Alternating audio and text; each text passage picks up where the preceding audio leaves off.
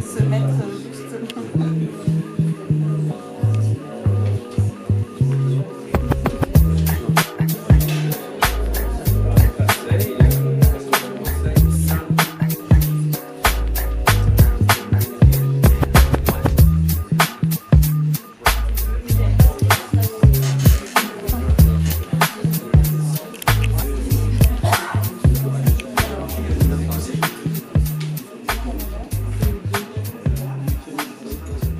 Alors, le plan de du propos vous est distribué.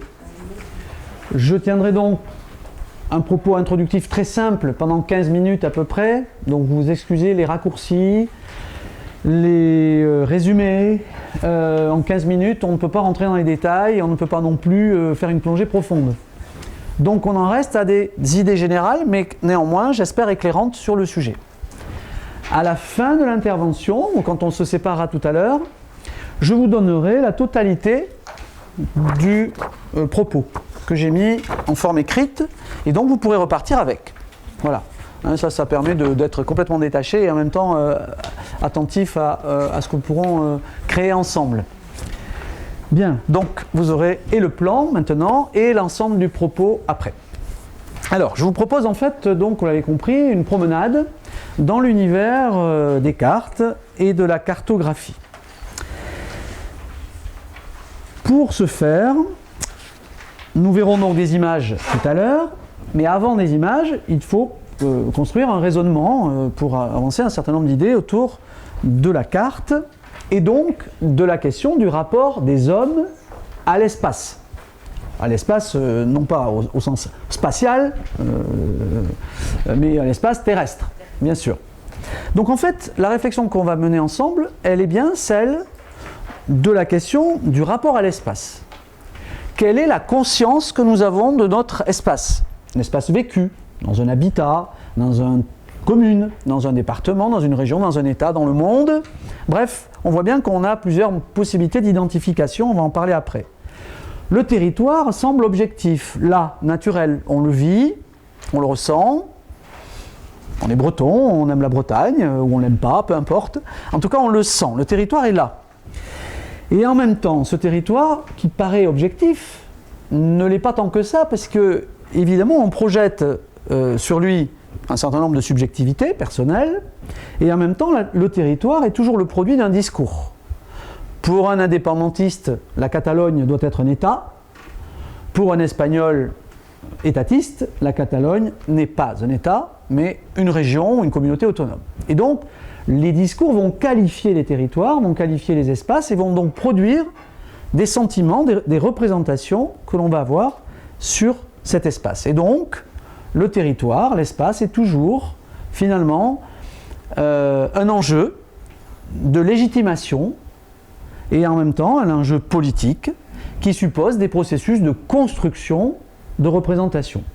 J'espère que je suis un peu abstrait, mais j'essaie d'être simple. Alors, pour schématiser, on va voir, vous avez le plan, dont le propos va s'organiser en deux temps. Une première partie sur la conscience géographique, comment chacun de nous, dans l'histoire, et on va remonter loin, a, à un moment donné de l'histoire humaine, perçu l'espace de vie, l'espace de potentialité humaine. Et dans un deuxième temps, on verra comment, et c'est plus simple, l'espace est mis en scène à travers la carte, au sens strict du terme. Et dans un troisième temps, on regardera les images. Premier point, vous avez dans le plan, la conscience géographique. Alors, la conscience géographique, c'est la perception que nous avons de l'espace. Bien. Cette perception, elle est fabriquée à partir de trois dimensions principales que vous avez. Premièrement, les modes de vie, c'est-à-dire nos modes de vie conditionnent, et je vais vous le démontrer, la perception que nous avons de l'espace. Ensuite, il y a la connaissance de l'espace, qui passe par la carte, mais pas seulement, par l'histoire, par des récits, par la littérature éventuellement. Et enfin, les structures sociopolitiques. L'État produit un discours sur l'espace et sur le territoire. Ne serait-ce que parce que quand on est à l'école, on a une carte du territoire, soit de l'Europe, soit de l'État, soit de la région. On en parlera tout à l'heure. Donc voilà les trois points que je voudrais développer dans cette première dimension, à savoir la conscience géographique. revenons au mode de vie, premier point. Les modes de vie, je les ai séparés en trois types possibles. Et on va remonter dans l'histoire. Auparavant, il y a quelques dizaines de milliers d'années, ou quelques milliers d'années, une opposition était structurante dans l'humanité entre les nomades dominants et les sédentaires. L'agriculture n'est pas si vieille que ça. L'agriculteur, je vais l'opposer au nomade, a une vision et une sensation, un rapport particulier à l'espace. Pour un agriculteur, l'espace est relativement immobile. L'espace est accroché à l'idée de propriété, à la limite. Le barbelé, le bout de bois, la rivière, je ne sais quoi. Il est fini. Et pour l'agriculteur, le rythme temporel qui s'accroche à l'espace, c'est celui des saisons. Il va travailler son espace selon une temporalité, c'est-à-dire un rapport au temps particulier, qui est celui du rythme des saisons. Le printemps, l'été, etc. Donc la Terre est un lieu, et la Terre deviendra celui d'un pouvoir. Pouvoir économique pour celui qui produit, et plus tard, pouvoir politique pour celui qui a la chance de disposer des richesses alimentaires, qui pourra la stocker, puis l'échanger contre monnaie, évidemment, ou travail. Donc, l'espace est une propriété pour l'agriculteur, de manière dominante, et c'est la dimension de l'espace qui fait sa valeur. Autrement dit, la surface fait la valeur. Plus vous avez de terre, a priori, plus vous êtes en capacité d'accéder à une forme de richesse. Pour le nomade, à l'opposé, ce n'est pas du tout la même chose. L'espace n'est pas fini, il est infini. Le territoire, ce n'est pas un espace clos, c'est le contraire. Ce sont des lieux qui seront réunis par une circulation. Un chameau a besoin de boire, et donc on va de puits en puits.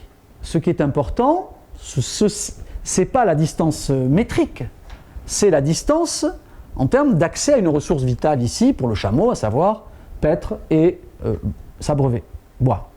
Donc la perception n'est pas du tout la même chose. On pourra dire qu'il y a différentes métriques de l'espace, une métrique de sédentaire, plutôt, et une métrique de nomade, plutôt distendue, puisqu'on est dans un espace potentiellement infini. Il est clair que dans l'histoire de l'humanité, progressivement, la métrique de l'espace de l'agriculteur a pris la place, a pris le dessus sur celle du nomade. L'histoire de l'humanité est en fin de compte aussi l'histoire d'une forme de sédentarisation, et on voit dans l'histoire, que ce soit aux Amériques ou en Afrique ou en Europe, comment les peuples se sont petit à petit sédentarisés et comment les pouvoirs et les populations se sont structurées dans un être-là, c'est-à-dire dans un lieu, plutôt que dans une dimension mobile. Alors aujourd'hui, néanmoins, nous retrouvons une forme de nomadisme à travers des mobilités quotidiennes, annuelles, et des mobilités sans bouger.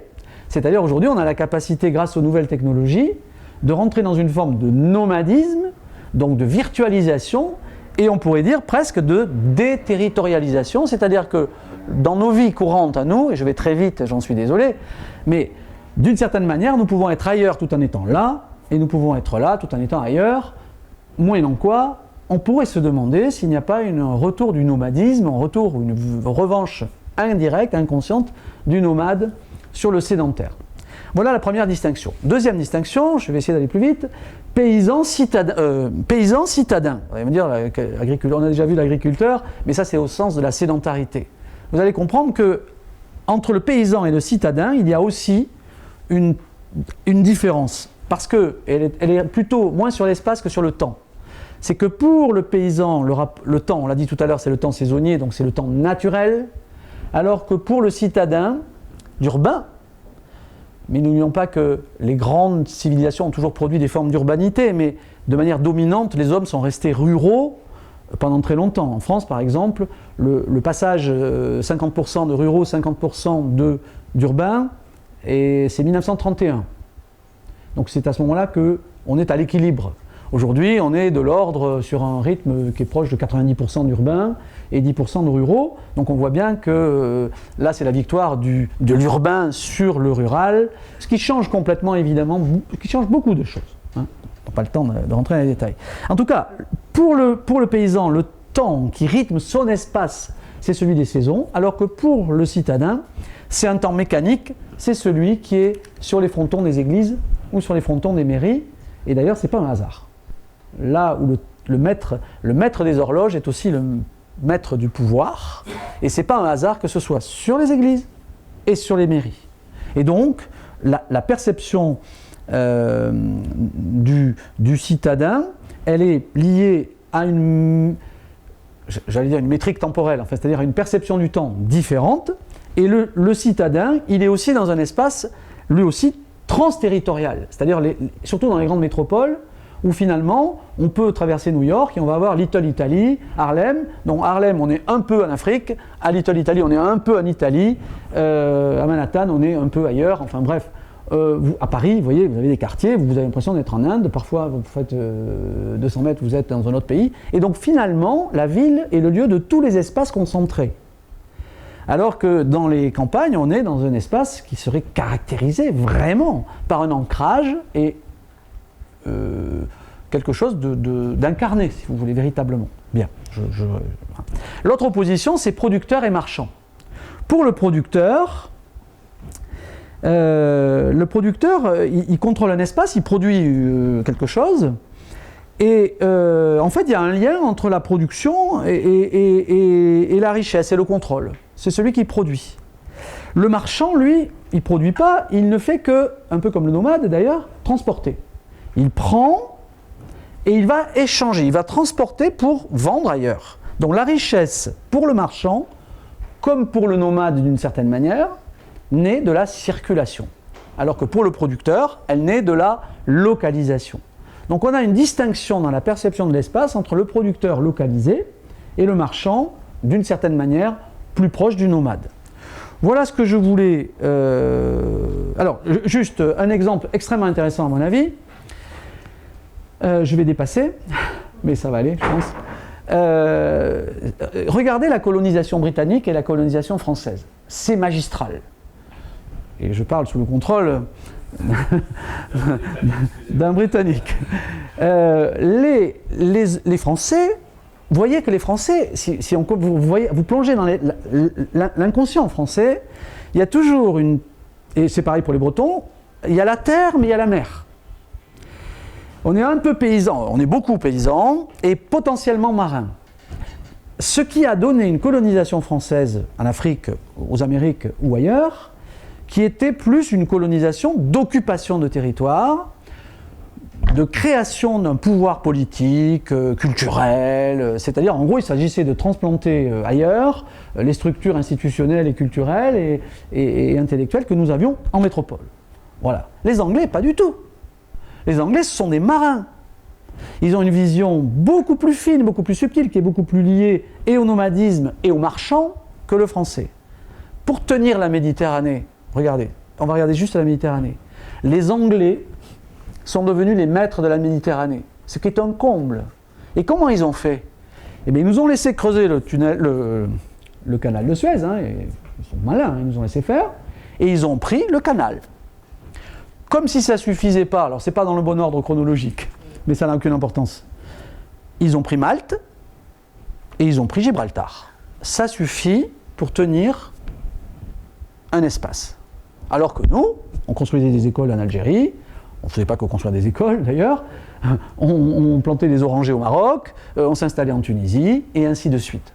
Je veux dire que, vous voyez que, mine de rien, alors c'est très rapide, mais ce dont je vous parle sur la perception de l'espace, donc de l'idée du pouvoir, ça va avoir des conséquences colossales. Et là, je prends un exemple, on peut en prendre d'autres, sur la colonisation. Alors ça ne se réduit pas à ça, bien entendu, c'est plus compliqué, mais c'est quand même un exemple extrêmement intéressant. Et finalement, les Anglais, en tenant 3 points, comme un nomade, tiennent le pouvoir. Et nous, on s'évertue à partir dans des espèces de projections de puissance sur des bases d'occupation de territoire, et ce qui n'est pas du tout la même philosophie. Voilà. Voilà pour les modes de vie. Ensuite, il y a les connaissances. La connaissance de l'espace, c'est le deuxième point de la première grande dimension. Alors, je vais essayer d'être rapide. 2 points. Il y a plusieurs périodes dans l'histoire, mais pour aller très vite, jusqu'aux grandes découvertes, c'est-à-dire jusqu'au XVe siècle, en gros, on va fonctionner, les Européens principalement, avec des cartes héritées, et vous aurez le texte, je ne rentre pas dans les détails, de la Grèce antique, la Grèce, Rome. On a donc des cartes, vous avez les noms, les dates, vous les aurez dans le texte, et qui vont faire autorité jusqu'au XVe siècle à peu près. Ce n'est qu'à partir du XVe siècle que les Européens vont vivre ce que j'ai appelé, moi, la révolution du regard. La révolution du regard, qui n'est pas la révolution de 1789, qui est la révolution liée au grand basculement vers l'Ouest, c'est-à-dire Christophe Colomb. C'est-à-dire qu'à partir du XVe siècle, les perceptions sont radicalement transformées, puisqu'on va passer d'une perception dominante où l'espace de vie potentiel était la Méditerranée, c'est-à-dire la mer au milieu des terres, avec une vision plutôt terrestre et terrienne, à une vision océanique du monde, puisqu'on va s'apercevoir que la Terre est ronde et qu'il y a plus d'eau que de terre. Et donc le regard, c'est ça la révolution du regard, c'est que le regard part de l'espace méditerranéen relativement bien connu, même très bien connu, quand je dis méditerranéen, mais élargi, à la péninsule arabo-musulmane, etc. Et au nord de l'Afrique, c'est très bien connu. Et après, ça bascule vers l'ouest, et cette grande transformation, elle est radicale. Et donc, l'espace s'élargit, et comme je vous le disais, devient océanique. Et là, on va avoir de nouvelles cartes. Et évidemment, ces cartes, vous les verrez tout à l'heure, elles ont été rédigées, imaginées par Colomb, Vasco da Gama, vers l'Inde, puis Magellan, premier tour du monde, 1519-1522. Magellan et Elcano, il y avait les deux. Et la Pérouse, par exemple, ou Cook, je ne peux pas l'oublier, qui va conquérir, ou enfin en tout cas découvrir le Pacifique. Donc vous imaginez bien que, voyez, Christophe Colomb, fin du 15e, Cook, fin du 18e, en 200 ans, l'image que les hommes vont avoir de l'espace potentiel d'une humanité, c'est complètement transformé. Voilà, alors c'est ce qu'on appelle la révolution du regard, on pourrait faire des heures autour de cette question-là. Mais en même temps que la perception de l'espace a changé, et donc de la cartographie, la perception du temps aussi. C'est-à-dire que les choses sont toujours accrochées. Espace, temps, ça va en même temps. Et donc on va passer d'un temps mythologique, celui des Grecs ou des Romains, au temps biologique, mesuré par la mathématique ou les mathématiques. La conquête de l'espace, c'est celle du temps. Et l'idée des Européens, dans leur conquête coloniale, ça sera toujours de gagner du temps, d'aller plus vite. Alors ça ira par les grands voyages, qui vont de plus en plus vite, jusqu'à aujourd'hui traverser l'Atlantique en moins de 6 jours, 7 jours, 7 jours à peu près, avec un voilier. Et c'est là qu'on va creuser des canaux, la vitesse va s'accélérer, on va mettre des câbles sous-marins pour aller plus vite, et puis en 1887, 97, ça sera la première liaison en TSF, c'est-à-dire sans fil, téléphonique quasiment. 1897, imaginez le choc technique, mais en même temps la transformation, on peut se parler, on peut s'envoyer des messages sans fil, c'est pas tout à fait Internet, mais c'est l'ancêtre d'Internet. Ça c'est 1897, ce qui amènera Paul Valéry, l'écrivain français, à écrire au début du XXe siècle, et je cite, et c'est magnifique, « Le temps du monde fini commence ». Le temps du monde fini commence. C'est la mondialisation, c'est ce que nous vivons aujourd'hui, mais simplement on en était, non pas aux prémices, parce que les prémices ils sont au XVe siècle avec la Renaissance, mais on en était déjà, après la révolution industrielle, etc., à la mise en ordre du monde, sous la tutelle évidemment de l'Occident, puisque c'est l'Occident qui, à cette époque-là, organise finalement et les espaces et les pouvoirs sur les espaces. Bien. Et donc,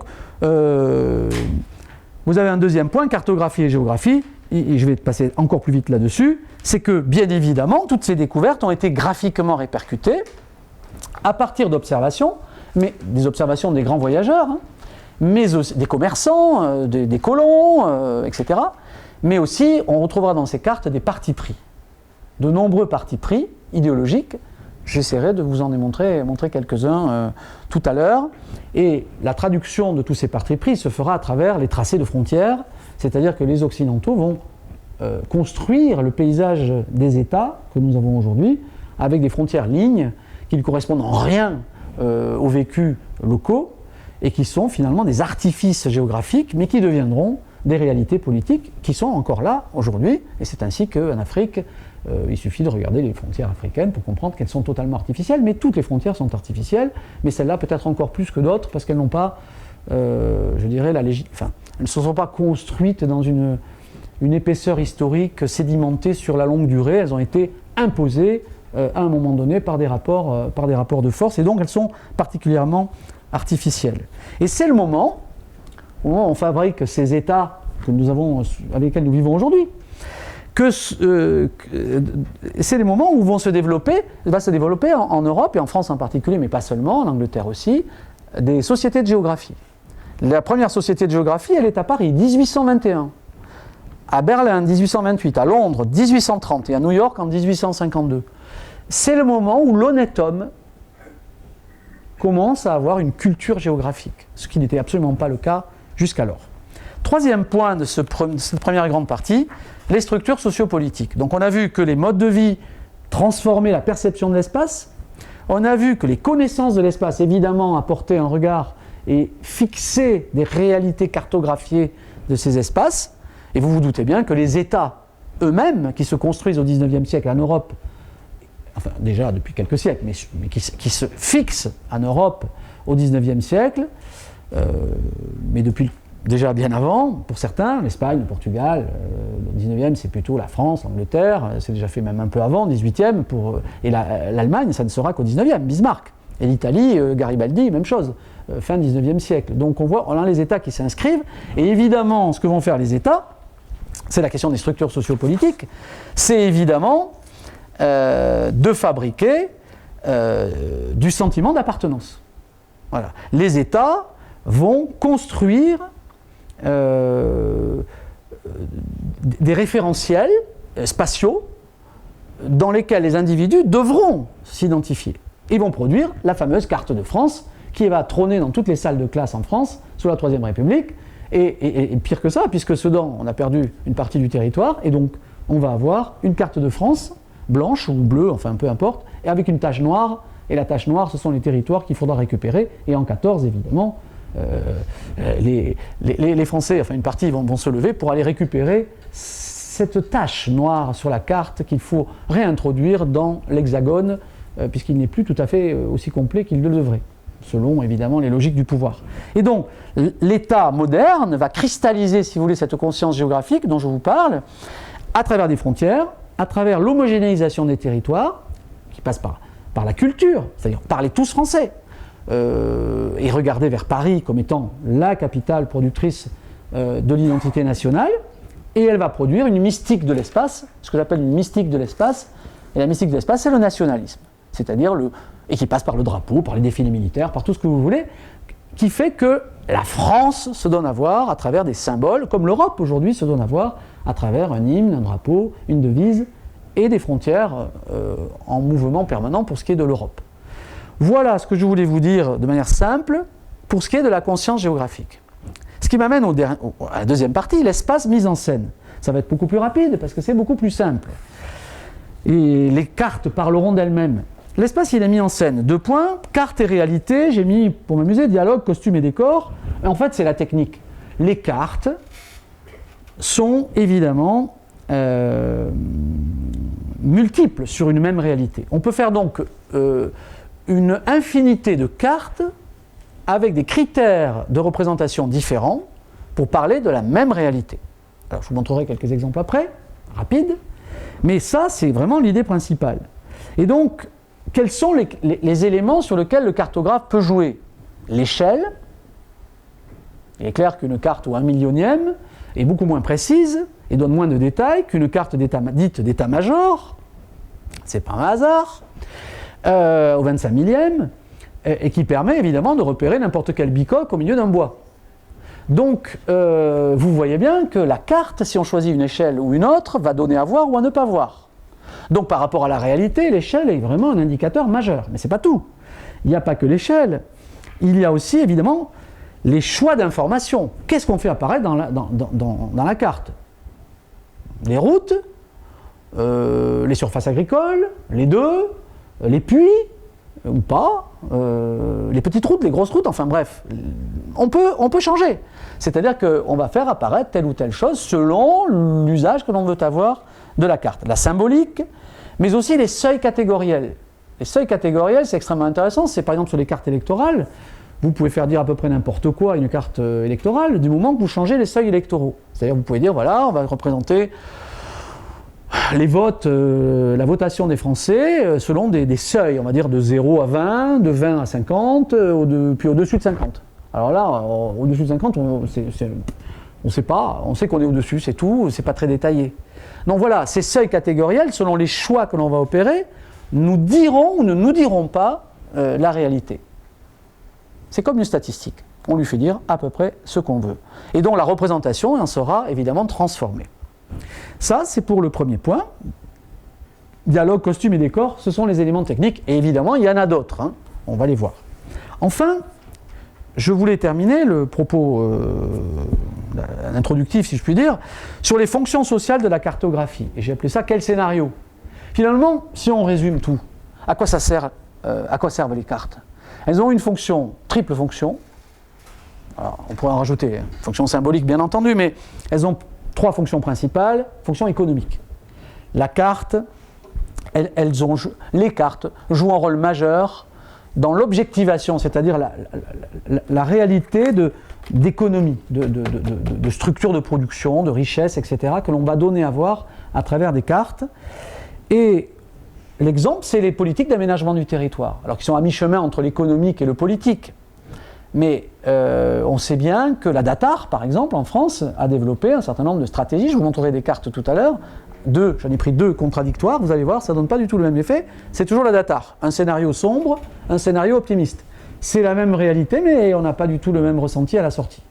Et donc, la fonction économique est importante, même pour les entrepreneurs, et imaginez à quel point pour elles, les cartes peuvent avoir un intérêt. Là, il s'agit plutôt de ressources, mais évidemment, ils travaillent avec des cartes très précises des territoires. Aujourd'hui, évidemment, avec les outils technologiques les photos satellites, Google Earth, qui est quand même une vraie révolution, là aussi, du regard, c'est absolument incroyable. Rendez-vous compte ce qu'on peut faire avec Google Earth, hein, on peut aller partout, on peut même aller dans votre maison. Donc, c'est quelque chose d'assez incroyable, et ça va ouvrir des perspectives extraordinaires hein, en termes de perception du monde et de l'espace. Donc une fonction économique. Ensuite, il y a évidemment une fonction militaire, hein, militaro-stratégique. Comme disait mon collègue géographe, géopolitiste Yves Lacoste, il dit la géographie, ça sert d'abord à faire la guerre. Et de fait, les militaires, d'ailleurs à une certaine époque, notamment au Maghreb par exemple, c'était absolument impossible d'avoir les cartes très détaillées, du Sahara ou autre, parce qu'elles étaient réservées évidemment aux militaires. Alors on pouvait toujours se débrouiller pour traverser le Sahara avec ces cartes-là, mais si on arrivait à les avoir, mais il fallait avoir un copain dans l'armée ou je ne sais où et qui détourne les documents. Et donc ces cartes d'état-major, elles sont évidemment une possibilité d'avoir un avantage sur l'adversaire, évidemment. Si vous regardez le film Le Patient anglais, que vous avez peut-être vu, vous voyez dans ce film comment, toujours les mêmes, hein, décidément, ces Anglais, comment dans ce film vous avez une opposition entre les Français et les Anglais, on doit être en Égypte ou par là, hein, ou en Libye peut-être, et bref, on voit dans le Sahara comment le cartographe suit et accompagne le militaire hein, pour essayer de fixer les lignes qui seront celles du partage du pouvoir, ici entre les Anglais et les Français. Voilà. Donc c'est un facteur de puissance, et on s'aperçoit à quel point dans le texte j'ai mis une formule, la plume peut être plus forte que l'épée. C'est-à-dire que la carte, enfin le fait d'écrire, de marquer, ce marquage est extrêmement important et peut-être même plus fort que les canons, si vous voulez. La première expérience de marquage spatial, ça a été le traité de Tordesillas à la fin du XVe siècle, entre le Portugal et l'Espagne. En fait, ils n'en sont pas embêtés, ils ont coupé le monde en deux, ils ont dit une partie est à toi, l'autre est à moi, évidemment sans se préoccuper ni des peuples autochtones, ni même de leurs futurs concurrents européens, c'est-à-dire notamment les Français et les Anglais, qui évidemment ont vu et les Prussiens, qui ont vu d'un très mauvais œil ce partage de Tordesillas dans le monde. Après, l'Espagne et le Portugal vont vont s'écrouler, et ça sera plutôt désormais l'affrontement franco-anglais dans la concurrence pour la maîtrise des mers et des terres, évidemment. Voilà. Donc, vous voyez bien, fonction économique, fonction militaire et stratégique, enfin, évidemment, on l'a dit, fonction politique, c'est-à-dire qu'une carte, c'est une icône politique. C'est un symbole de l'unité nationale, c'est un outil d'identité politique. Et ce qui est important, alors en sociologie, on a un terme qui n'est pas très simple à expliquer, je vais essayer de le faire très simplement. On peut parler avec la carte d'outils performatifs. Performatif, ça veut dire que en donnant à voir, si je vous donne à voir la carte de France et que je vous dis voilà, vous êtes français, alors si vous y croyez, vous validez l'idée même d'être de la France. C'est-à-dire que la performativité, c'est la capacité de rendre réel quelque chose qui ne l'est pas encore mais qui va le devenir. C'est ce que font les politiques en permanence quand ils nous disent la crise est derrière nous. Si tout le monde croit qu'elle est derrière nous, elle sera derrière nous. Parce que tout le monde fera comme si elle était derrière nous, et au final, elle sera bien derrière nous. Donc, et il dira, vous voyez bien que j'avais raison. Et en fait, c'est pas qu'il avait raison, c'est qu'il a créé les conditions d'adhésion à une vision qui rendra réelle cette vision-là. Vous voyez ? Comme quand je dis à un étudiant médiocre, tout va bien, ce n'est pas grave, il suffit de travailler. Parce que si vous dites tu es un naze, évidemment, il va se dévaloriser et donc il restera dans cet espace-là très probablement. Et si au contraire vous le valorisez, qu'il commence à prendre confiance en lui, au bout d'un moment, il va se réveiller très probablement et il va potentiellement réussir. Donc en fait, quand on parle de performativité, c'est ça, c'est la capacité à rendre réel quelque chose qui ne l'est pas encore mais qui pourra l'être. Et bien les cartes rendent réelles les identités politiques à travers la cartographie. Dans les écoles d'Iwan, je ne sais pas quelle est la carte dominante dans les cours de géographie, mais je présume, comme chez moi dans le sud-ouest de la France, chez moi c'est le Pays Basque, pour aller vite, chez nous, dans les écoles, dans les Icastolac, c'est-à-dire les écoles basques, on a le Pays Basque, mais le Pays Basque, il n'est pas... il n'y a plus d'Espagne, il n'y a plus de France, si vous voulez, c'est-à-dire de Bayonne-Biarritz jusqu'à Bilbao, c'est le Pays Basque. Et on se moque de la frontière franco-espagnole. Vous voyez, donc le Pays Basque, il a une drôle de tête. Ça ne correspond pas du tout aux demi-Pyrénées-Atlantiques, si vous voyez ce que je veux dire. Et je présume que dans les écoles d'Iwan, il y a aussi une Bretagne, avec Nantes, qui fait évidemment, je présume, partie de la géographie naturelle, je mets les guillemets à naturelle, de ce qu'est la Bretagne, si vous voyez ce que je veux dire. Donc on est bien dans l'idée de fabriquer quelque chose. Voilà, donc on peut dire que vous imaginez pour les Catalans aujourd'hui, etc., il y a tout un tas de... Et rendez-vous compte à quel point aujourd'hui c'est important sur le plan politique, par exemple pour l'Arctique. Qui est propriétaire de quoi, jusqu'où, sachant qu'il y a de la glace elle fond mais elle se reforme, ça va où? Alors il y a des trucs absolument incroyables, à tel point que les Russes évidemment sont allés planter un drapeau à l'aplomb du pôle Nord en disant ça c'est chez nous. Vous les Américains vous l'avez planté sur la Lune, mais nous on l'a là. Et évidemment il y a d'énormes débats sur la répartition de ces terres, de ces espaces potentiellement porteurs de richesses. Bien, conclusion. Vous voyez bien que les enjeux liés autour de la carte et de la cartographie sont d'une première importance, et derrière sont toujours des logiques de pouvoir sur les espaces, bien sûr, mais aussi sur les hommes. Et c'est ça qui est intéressant, bien entendu. Et donc, tous ces découpages ne sont absolument pas naturels, ce sont des constructions, le résultat de rapports de force, et donc de pouvoir. Et donc, on peut repérer dans les cartes, et on va le faire, un langage avec un alphabet, avec une grammaire, avec une syntaxe, et avec tout ça, on peut faire soit de la science, soit de la poésie. Et j'en ai terminé avec ce propos. Dans la poésie, on est plus près de la fantaisie et du mythe. Dans la science, on est dans la rigueur, dans la précision, dans la justesse et du mot et de l'image. Donc ce que je vous propose, c'est qu'on regarde ensemble une série de cartes, si vous voulez bien, et qui vont illustrer tout le propos. C'est le choix que j'ai fait pour ne pas interrompre en permanence toutes les phrases et passer à une image parce qu'on n'en sort pas. Donc je vous propose d'illustrer la première, alors vous l'avez là. Donc la première image, les 3 premières images, en fait, vont illustrer le chapitre, le paragraphe 1A, B, nouveau savoir, nouvelle mentalité et maîtrise de l'espace. Donc, je ne vais pas faire de commentaires énormes, si vous voulez, pour chacune, parce qu'on n'en sortira pas. Mais vous voyez bien, c'est extrêmement intéressant de voir ici. Donc, c'est une peinture sur un panneau qui représente le monde en 1508. Alors, évidemment, il y a des anges qui soufflent partout. Et ce qui est intéressant, c'est de regarder la figure du monde en 1508. C'est déjà très, très près. Là, on est déjà dans la cartographie post-révolution du regard. C'est déjà la révolution du regard en marche. Alors, regardez, c'est déjà quand même extrêmement précis. Alors, pas trop du côté de l'Inde, donc sur la partie droite. L'Inde, la mer de Chine, tout ça, on voit bien que c'est pas très clair, c'est pas très net. J'ai pas pris de grands bâtons pour vous montrer, mais je pense que vous vous situez.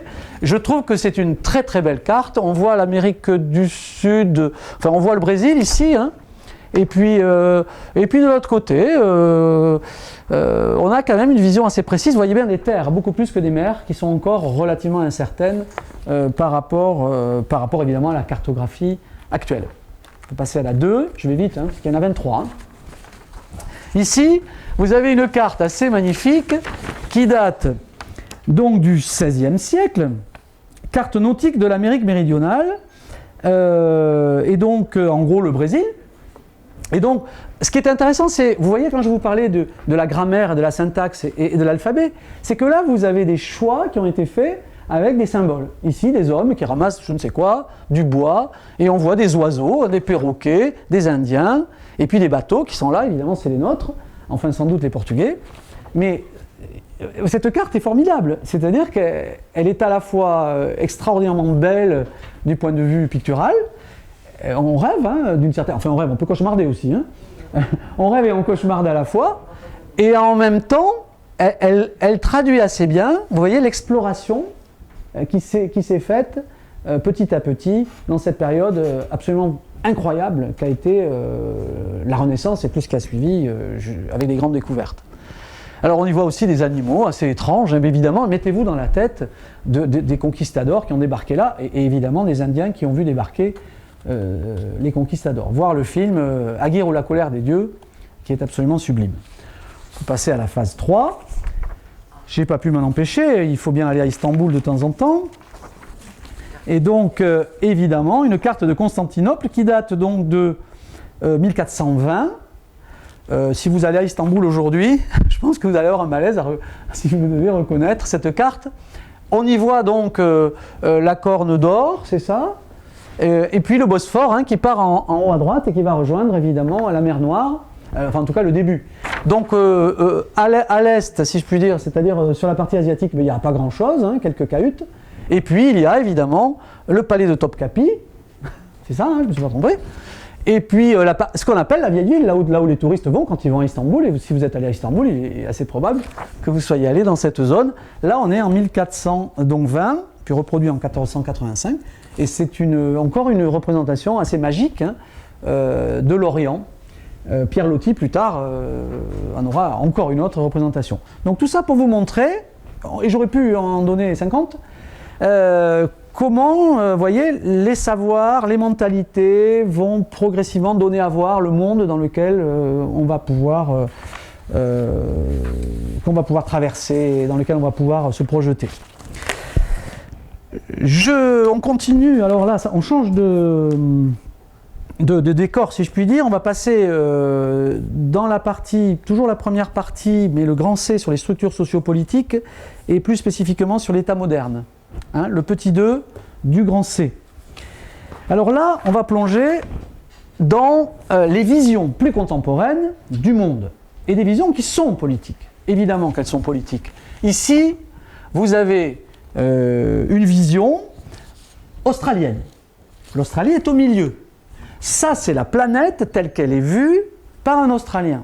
Alors, elles ne sont pas toutes comme ça, les cartes en Australie, mais une majorité place, enfin une majorité, en tout cas un certain nombre, place l'Australie au milieu. Regardez-nous, comme nous sommes habitués, on va la voir aussi, la carte, on la connaît par cœur, où on a l'Europe au milieu avec Greenwich qui passe dans les Pyrénées. Et donc vous avez bien regardé le monde tel qu'il est là. Alors évidemment, la France et la Bretagne se retrouvent, regardez-moi, là-haut, tout en haut à gauche, et c'est assez intéressant, je trouve, de comprendre comment les Australiens voient le monde. Évidemment, ils ne voient pas du tout comme nous. Pas du tout.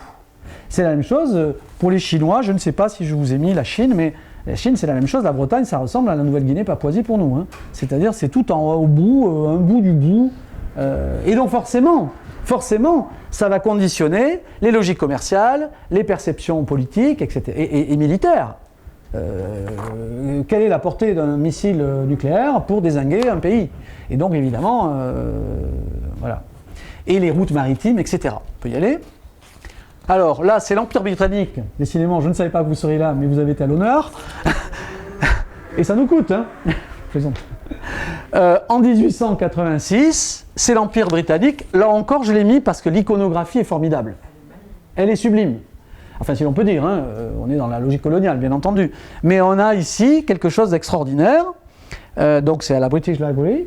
Et vous avez donc des Indiens, les Anglais qui sont là, et ils doivent être aussi là-bas, avec des femmes, hein, il y en a plein, elles ont l'air bien heureuses.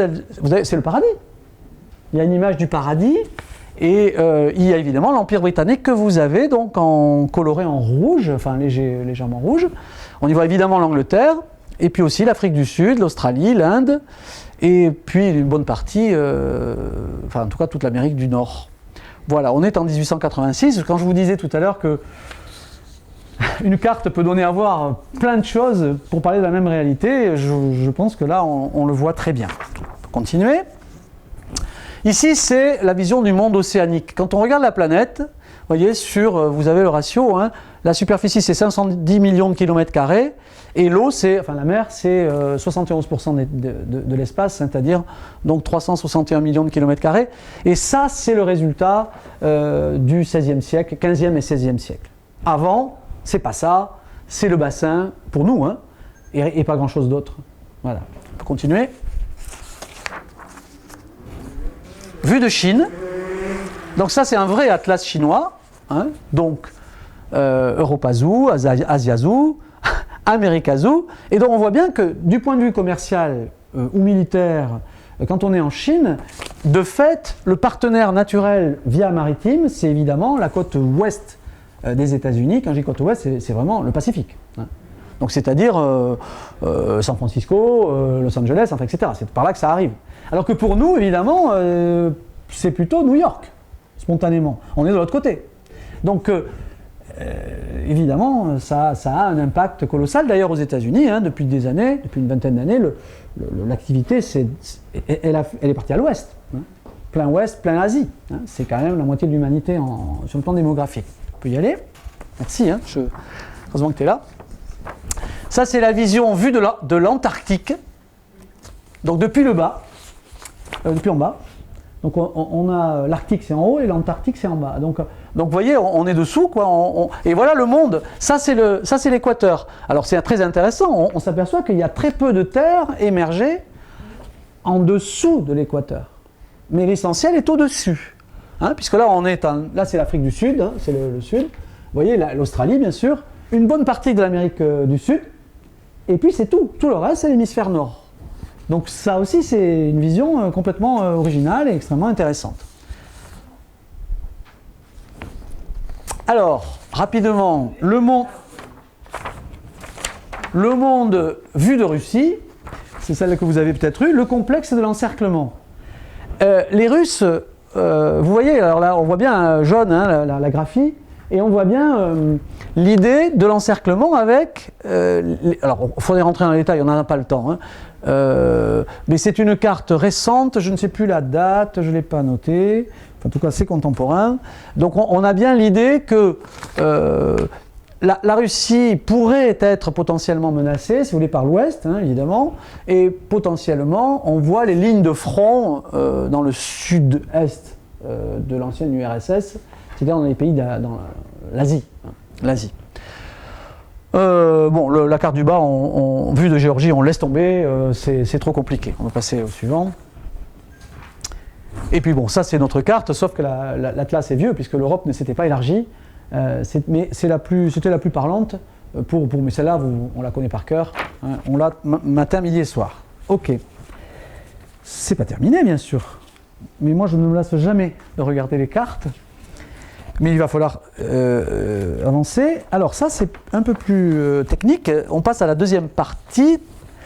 Là, ce sera un clin d'œil. Et ça, c'est très intéressant. Regardez, et je vous parlais tout à l'heure de la relativité des informations que l'on peut faire, que l'on peut marquer sur une carte. Très intéressant. Ça, ce sont les musulmans dans le monde en 2010.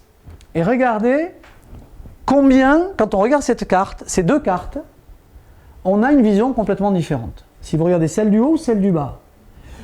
En haut, on a les effectifs de musulmans en valeur absolue, c'est-à-dire en millions de pratiquants.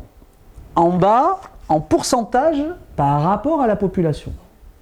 Et alors, quand on regarde les pourcentages par rapport à la population, pour un extraterrestre, si on lui dit où sont les musulmans, si vous lui donnez ça, il a compris.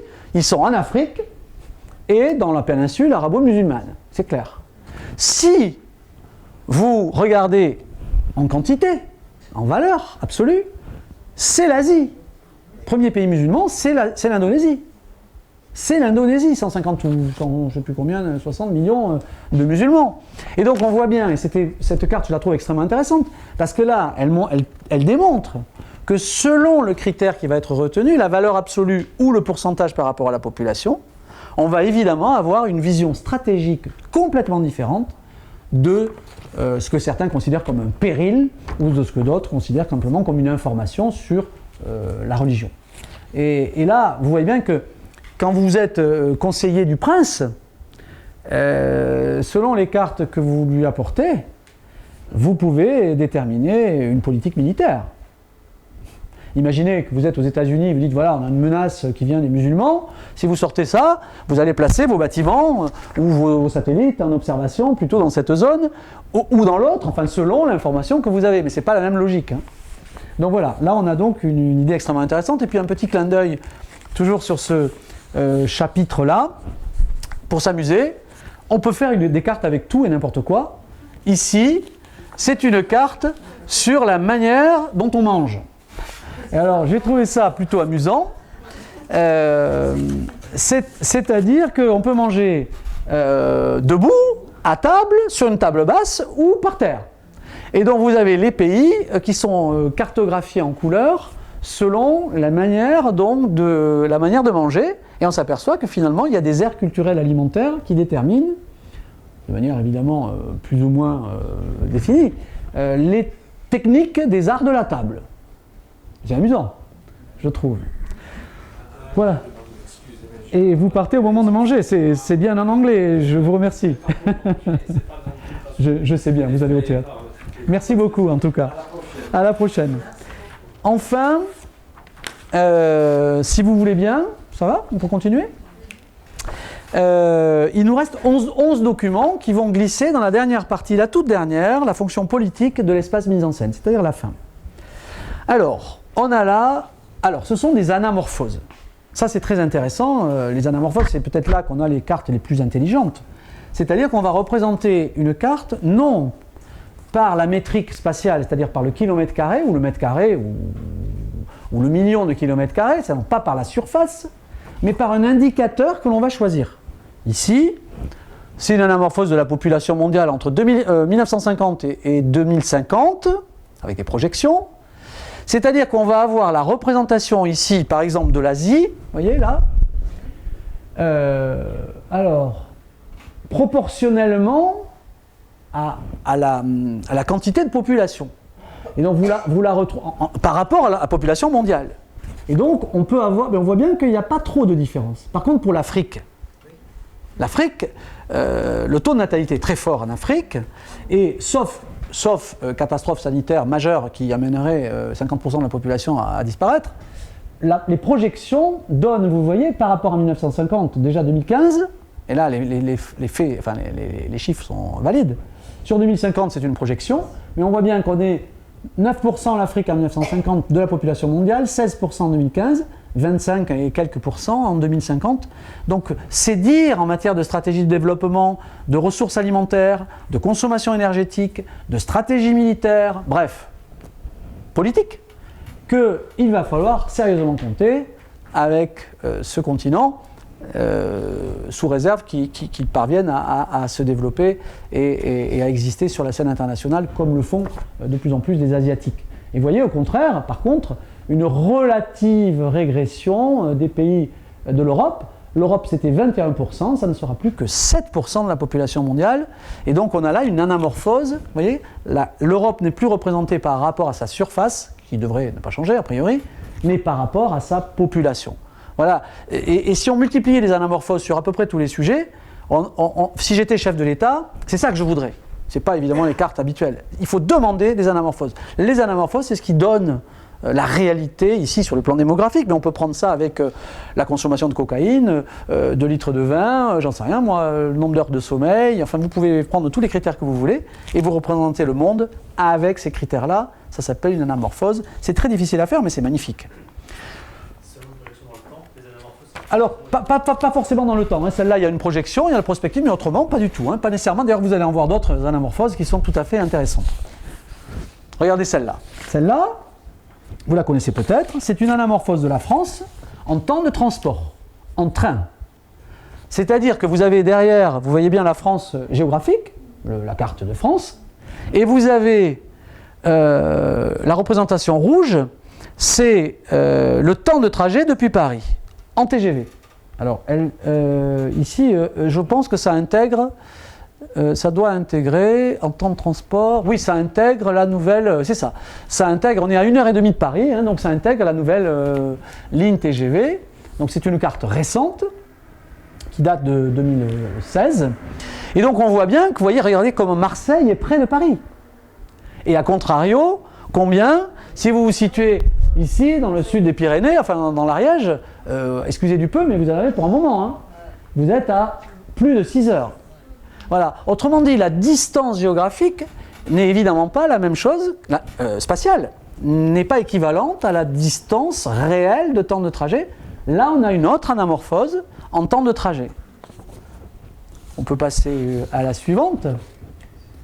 Là, c'est une autre carte. Alors, c'était pour vous montrer qu'on pouvait représenter plein de choses. Regardez, ici, c'est la concentration de gaz carbonique à la surface de la Terre en mars 2011.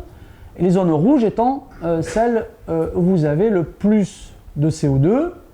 Et on peut ainsi prévoir des politiques environnementales, prévoir éventuellement d'ailleurs, c'est les satellites aussi hein, qui mesurent ça, ou en tout cas des stations d'observation, et qui permettent dans les négociations internationales, par exemple, de dire au Brésil ou de dire à l'Europe centrale, il va falloir passer à la caisse, ou il va falloir arrêter le charbon et passer à d'autres formes d'énergie moins évidemment émettrices de gaz carbonique. Donc on voit bien que ces indications-là, c'est pas juste pour faire une belle carte, c'est d'abord pour gérer le monde dans lequel nous vivons.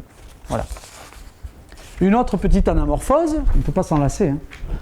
C'est une carte du vieillissement de la population française.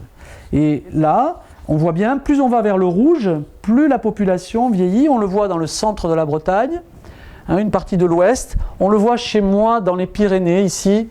Hein, Pays Basque, là tout en bas à gauche, on voit bien qu'il y a une population urbaine relativement riche de migrants de l'intérieur qui vont passer leur retraite là-bas dès lors qu'ils ont beaucoup de moyens.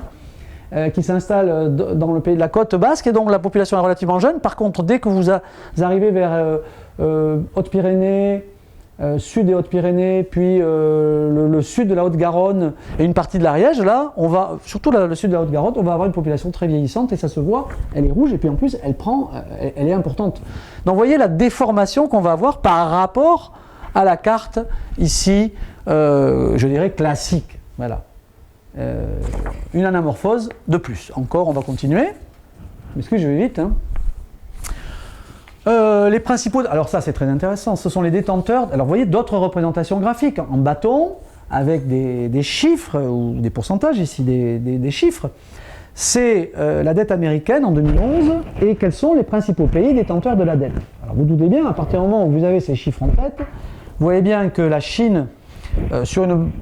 possède à peu près le quart de la dette américaine, c'est-à-dire en gros, dans les négociations internationales entre la Chine et les États-Unis, vous imaginez bien que les Chinois ont un pouvoir d'influence colossale, puisqu'ils savent qu'ils peuvent jouer sur la valeur du dollar, voire même sur la stabilité de l'économie américaine, puisque c'est eux qui possèdent un quart de la dette américaine. Et si vous y rajoutez la Chine et le Japon, ça fait quasiment la moitié.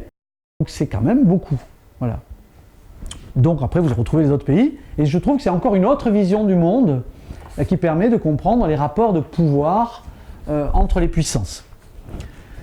Ici, le projet géopolitique américain. Alors ça, c'est une carte récente aussi, relativement récente, de 2010, où on y voit, alors elle est assez complexe, donc on va peut-être passer assez rapidement, mais on y voit en réalité tous les intérêts stratégiques.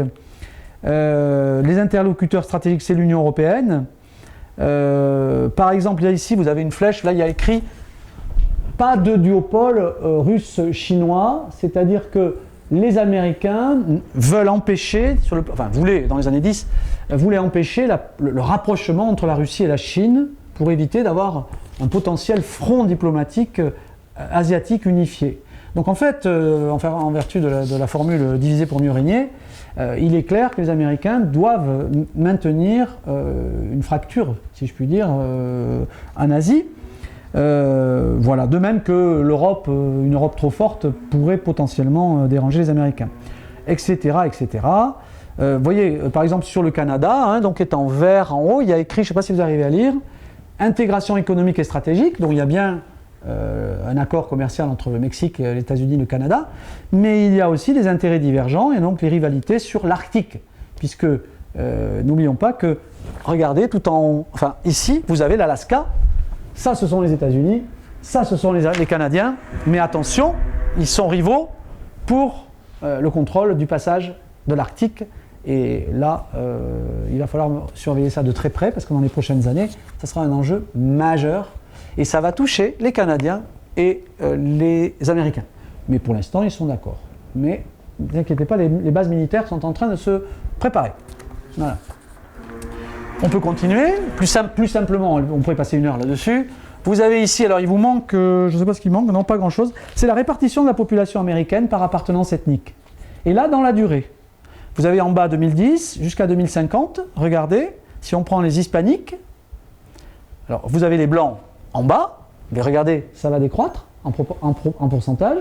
Les hispaniques, après vous avez les afro-américains, puis les asiatiques et les autres. Donc c'est extrêmement intéressant de voir la place croissante des hispaniques dans la population américaine, ce qui va se traduire par des politiques linguistiques différentes, et puis aussi par un multiculturalisme de nature différente, puisque la partie blanche, white, anglo-saxon, protestant, va diminuer. Et là-dessus, on peut construire des propos idéologiques sur des bases plutôt de rejet de la présence étrangère sur le territoire américain, ici sur des bases plutôt hispaniques, vous voyez ? Et donc ces cartes, évidemment, elles disent énormément de choses sur les États-Unis, mais aussi sur ce qui pourrait s'y passer. J'essaie d'aller très vite, mais je tiens absolument à vous montrer ça. Ça, c'est ce qu'on appelle une carte multiscalaire. Alors là, c'est très intéressant. C'est une carte, je vais passer vite aussi parce qu'on n'a pas le temps, mais on est là au sud de la Mauritanie, à la frontière entre le Sahara occidental et la Mauritanie, mais comme vous pouvez le voir, on a différents niveaux de zoom. C'est-à-dire que ici, trois niveaux d'échelle. Ici, 1 cm représente 20 km, ici 250, et là-haut, 500. Alors évidemment, on a une vision complètement différente. Soit on est dans le détail, tout en bas, soit on est dans la vision globale, tout en haut. Alors, en fait, pour aller vite, quand on rentre dans le détail ici, on s'aperçoit que les migrants empruntent cette route, là il y a une route qui vient ici, traverse le bras de mer qui est là, et sont récupérés par des bateaux, ici, clandestins, contre lesquels les forces internationales, sur lesquelles ne peuvent pas intervenir parce qu'elles ne sont pas dans des eaux où ils ont le droit d'intervenir. Et ils n'interviennent pas. Ils ne peuvent pas. C'est pas réglementaire. Et donc, une des possibilités pour faire passer ces clandestins, c'est de les faire passer par là. Alors évidemment, quand vous regardez la carte du haut, vous ne le voyez absolument pas. C'est-à-dire que vous avez une vision des routes qui vont être plutôt des routes terrestres pour rejoindre le Maroc, vous voyez, tout en haut, puis l'Espagne. Mais si on rentre dans le détail en bas, si on zoome sur le territoire, je m'excuse d'aller très vite, mais on va rentrer dans des détails et qui va expliquer très finement les stratégies des uns et des autres. Alors vous doutez bien que ça intéresse les militaires bien sûr, mais pas seulement. tous les hommes politiques au plus haut chef. D'accord? Voilà. Donc c'est ce qu'on appelle une carte multiscalaire. Alors ça, c'est une carte du sud-ouest de la France, ça, c'est la Datar. Ce sont de vraies cartes. Et vous avez, regardez, c'est pour présenter aux élus européens ou régionaux, nationaux, pour obtenir des crédits. Alors on a un scénario noir à gauche et un scénario rose, optimiste, à droite. Et vous voyez combien, à gauche on est sur des blocs, des barrières, on sent bien que ça verrouille, hein, et que finalement on a ici un sud-ouest complètement bloqué entre les Pyrénées, le Massif central et la diagonale de désertification, et puis voilà, Madrid qui est d'ailleurs mal placé, hein, beaucoup plus par là. Bref, il y a des axes ici, mais là c'est le désert. Alors que là-bas, à travers des flèches, des liens, le but c'est de financer un TGV Toulouse-Saragosse, qui serait passé probablement sous les Pyrénées par un tunnel quelconque, et c'était l'idée de rejoindre l'Europe du Nord via Toulouse, évidemment, hop, Saragosse, Madrid, puis potentiellement vers le Maghreb, enfin bref. Et donc on y va, on fabrique des trucs, et vous voyez bien que l'effet n'est pas du tout le même. Donc imaginez que vous soyez conseiller d'un élu, vous lui amenez telle ou telle carte, et vous voyez bien que vous guidez la décision, de toute évidence. Et c'est là qu'on voit le pouvoir des images, le pouvoir des cartes, le pouvoir des représentations, comme le pouvoir des mots. C'est à peu près la même chose, mais on est peut-être moins habitué à décrypter les cartes qui ont un effet de vérité apparent, alors qu'en réalité, ils sont extraordinairement discutables. Enfin, il n'en reste plus que deux. Alors, c'est pareil, là on retombe dans la démographie. Donc vous avez ici une vision alors ça c'est acté, hein, 1950-2010, c'est le monde, 1950-2010, et vous voyez, on retrouve ce qu'on voyait tout à l'heure, c'est-à-dire l'Afrique qui prend une place plus importante en 2010, et un monde qui s'est considérablement accru, puisque regardez la surface qui correspond à la valeur absolue du nombre d'humains. Donc entre 1950 et 2010, je ne sais pas quels sont les ratios, je n'ai pas les chiffres en tête, mais c'est à peu près un doublement de la population, pas tout à fait, mais enfin en tout cas, c'est assez significatif en surface. Hein. C'est assez significatif, et certains se sont évidemment accrus plus que d'autres. Regardez l'Amérique latine, hein, c'est pas rien. Et voilà des cartes extrêmement intéressantes avec des points clés hein, qui montrent vous avez en rouge ici les agglomérations de plus de 10 millions d'habitants. Alors c'est intéressant de regarder la répartition des agglomérations de plus de 10 millions d'habitants, puisque regardez en haut en Afrique, il y en avait quasiment presque pas en jaune-vert, vous en avez 7 ou 8, et vous en avez aujourd'hui évidemment beaucoup en Afrique. Quant à l'Asie, regardez, c'est pareil. Alors voilà une autre représentation à partir de points. Enfin la dernière, qui est une carte qui a été fortement discutée par les spécialistes de relations internationales, qui est une carte sur le clash des civilisations, c'est-à-dire c'est la suite d'un ouvrage de Samuel Huntington sur le choc des civilisations, et il essayait de présenter, notamment au pouvoir politique américain, une vision du monde où il y aurait des potentialités de conflictualité sur des bases culturelles.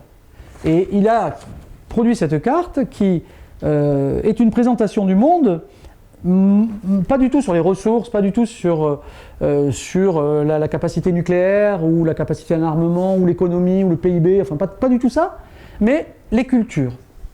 Pour l'essentiel, vous le voyez bien, ce qu'il appelle les civilisations. Alors, orthodoxe, occidentale, bon, vous voyez que c'est assez largement, à mon sens, fumeux, au sens où, par exemple, la civilisation arabo-musulmane, on sait très bien que dans la civilisation dite arabo-musulmane, enfin on pourrait discuter même la formulation, il y a des chiites, des sunnites, et ils ne sont pas d'accord. Il y a plus de conflits à l'intérieur d'une même civilisation qu'entre deux civilisations. Même chose, la civilisation africaine, ça n'a pas beaucoup de sens, me semble-t-il. Et donc on voit bien que Samuel Huntington, qui est pourtant un des grands professeurs de relations internationales aux États-Unis, a derrière ça une idéologie. L'idéologie de la conflictualité, l'idéologie de l'opposition entre des cultures. Et cette carte donne à voir cette potentialité de conflictualité. Voyez, donc civilisation considérée menaçante, hein, avec des flèches, et le clash possible. Voilà, donc évidemment le clash il aurait lieu dans l'Occident, et donc il faut surtout augmenter les budgets militaires. Hein, donc je ne sais pas s'il était financé dans ses recherches par le complexe militaro-industriel, mais il faudrait regarder de près, c'est assez probable. Voilà, en tout cas c'est une thèse qui est très largement écartée, elle sert quand même, la preuve, j'ai terminé par ça, j'aurais pu terminer par quelque chose de plus rigolo, mais en tout cas c'était pour vous montrer à quel point les réalités ne sont pas des réalités, elles sont des représentations, et il faut que nous fassions avec et nous soyons extrêmement prudents dans l'approche que nous avons des lectures du monde. Voilà, j'espère que la promenade a été agréable, je suis désolé de l'avoir faite rapidement, et vous comprenez bien qu'il y a une richesse infinie derrière le propos. Voilà. Alors je vous... merci. Merci beaucoup.